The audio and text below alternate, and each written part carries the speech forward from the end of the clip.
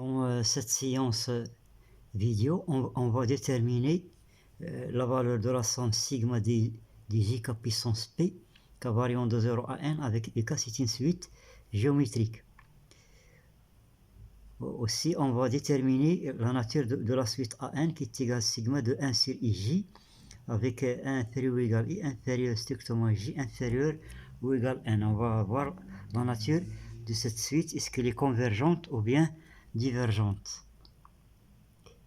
Voilà.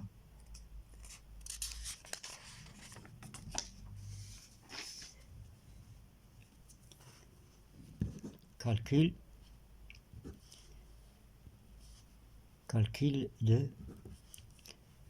de sigma de ik puissance p, k variant de 0 à n, avec ik géométrique,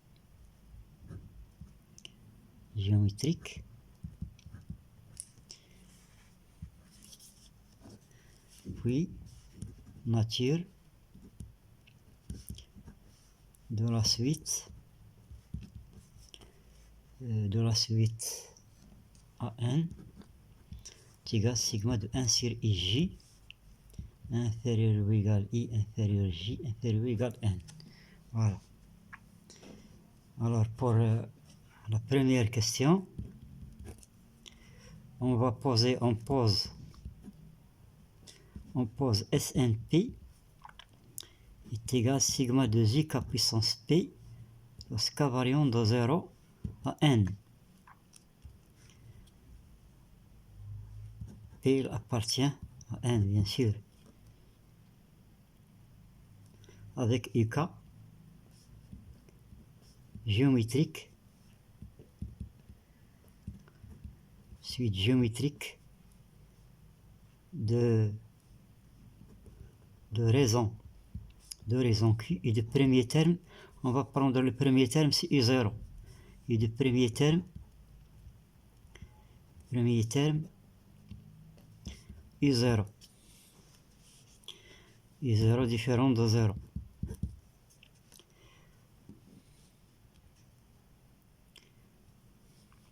Voilà.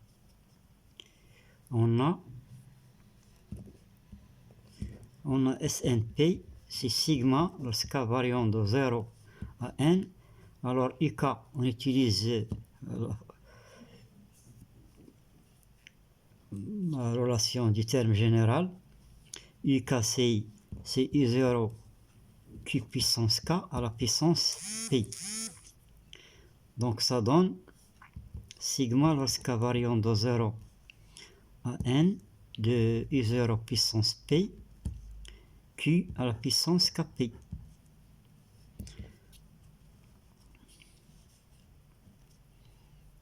I0 puissance p, c'est une constante qui ne dépend pas de la somme, donc on peut le faire sortir. C'est I0 puissance p sigma lorsque k variant de 0 à n Q puissance p puissance k. Alors ici il y a deux cas à discuter. Le cas 1, si Q puissance p est différent de 1. Dans ce cas, SNP sera égal à I0 puissance p. On utilise cette, c'est une somme des termes d'une suite géométrique. Il va donner 1 moins Q puissance p à la puissance n plus 1 sur 1 moins Q puissance p. C'est-à-dire que SNP sera égal à I0 puissance p qui multiplie 1 moins Q à la puissance NP plus P. NP plus P sur 1 moins Q puissance P. Le cas 2, si Q puissance P est égal à 1. Dans ce cas, on va obtenir SNP. S'il est égal à 1, donc il va donner cette somme-là, elle va donner sigma de 1 lorsque variant de 0 à 1, donc c'est n plus 1 et 0 puissance p. Voilà. En conclusion, SNP, il a deux valeurs suivant Q. La première valeur, c'est I0 puissance P qui multiplie 1 moins Q à la puissance 1P plus P sur 1 moins Q puissance P, si Q est différent de 1, il est égal à n plus 1 I0 puissance P qui puissance P. Différent de 1, si Q puissance P est égal à 1. Alors Q, ici, on peut le prendre soit dans R, soit dans C. L'essentiel, c'est que puissance P il doit être différent de 1. Donc on va passer au cas particulier.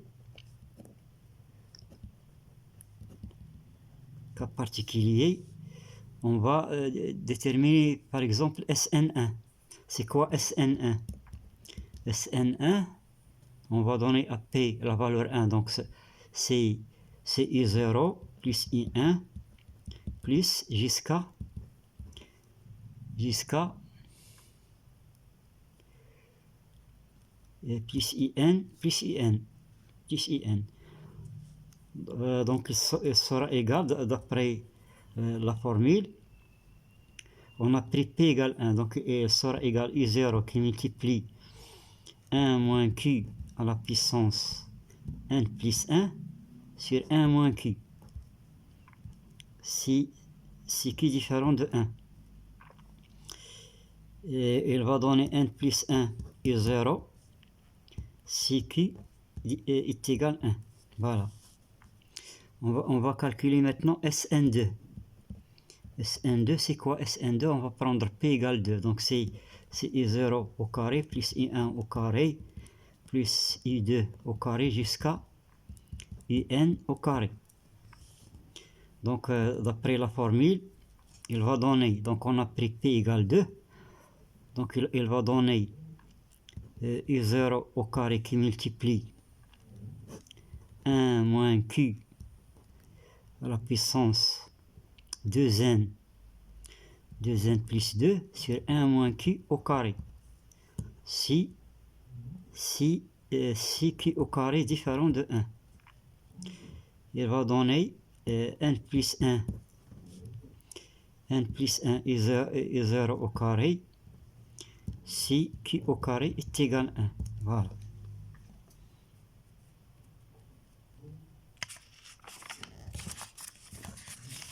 Voilà. Maintenant, on va calculer SNN. C'est-à-dire, on va prendre P égale N. C'est quoi SNN? C'est I0 puissance N plus I1 puissance N plus I2 puissance N jusqu'à IN puissance N. Donc, on a pris P égale N. Donc, il va donner I0 puissance N qui multiplie 1 moins Q à la puissance n carré plus n sur 1 moins Qn. Donc si Qn est différent de 1. Et il va donner n plus 1 I0 puissance n si Qn est égal à 1. Voilà. Voilà. On passe à la deuxième question nature de la suite. Et de la suite à n qui est égal sigma de 1 sur ij lorsque i inférieur j inférieur ou égal n supérieur ou égal 1. Donc ici on doit utiliser la formule suivante. On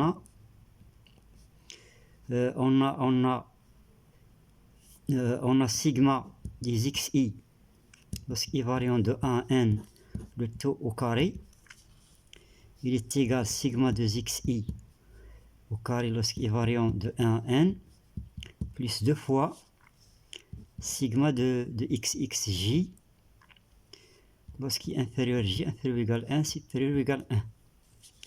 Voilà, donc on a cette formule là. On peut le considérer comme une identité remarquable générale.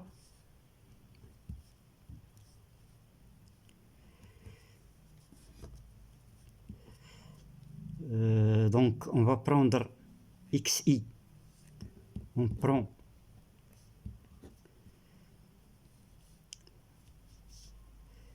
cette relation, il est vrai pour toute suite xi de réel ou de complexe. Donc on va prendre xi égale 1 sur i. Donc on va obtenir sigma de 1 sur i lorsque i variant de 1 à n au carré. Elle sera égale sigma de 1 sur i au carré lorsque i variant de 1 à n, plus 2 fois sigma xi, c'est 1 sur i qui multiplie 1 sur j. I inférieur j inférieur ou égal n, supérieur ou égal 1. Voilà. Donc on va obtenir, on va tirer sigma, donc sigma de 1 sur ij inférieur j, supérieur ou égal 1, inférieur ou égal n. Et il va être remarqué que sigma de 1 sur i, c'est hn. Donc il est égal hn au carré moins sigma de 1 sur i au carré lorsqu'il est variant de 1 à n. Voilà. On sait, on a hn, il est égal à ln de n plus gamma plus un petit taux, 1 sur n. Gamma, c'est la constante de l'air. Constante de l'air Mascheroni. Voilà, constante de l'air. Donc ce qui nous intéresse ici, c'est un équivalent de hn. Donc on va passer donc hn au carré. Il sera égal ln de n plus gamma plus un petit taux, 1 sur n au carré. Donc hn au carré. Lorsqu'on développe ça, on va voir que hn au carré est équivalent à ln au carré de n. Voilà. Et on a sigma de 1 sur i au carré, lorsqu'il est variant de 1 à n, il est équivalent à pi au carré sur 6. Il est égal même à p au carré sur 6. Donc ce qui nous intéresse, c'est que sigma de 1 sur ij, i inférieur j inférieur ou égal n, supérieur ou égal 1, il est équivalent à ln au carré de n moins pi au carré sur 6. Donc il est clair que la limite, lorsque n tend vers plus l'infini, de sigma qui est inférieur j inférieur ou égal 1, supérieur ou égal 1, de 1 sur ij, elle doit être, c'est la limite lorsque n tend vers plus l'infini de ln carré de n moins p au carré sur 6. Ou bien équivalent, c'est-à-dire plus l'infini. Donc la suite AN est divergente. La suite AN est divergente. Voilà. Et de limite plus l'infini. Et la limite de AN, c'est plus l'infini. Voilà.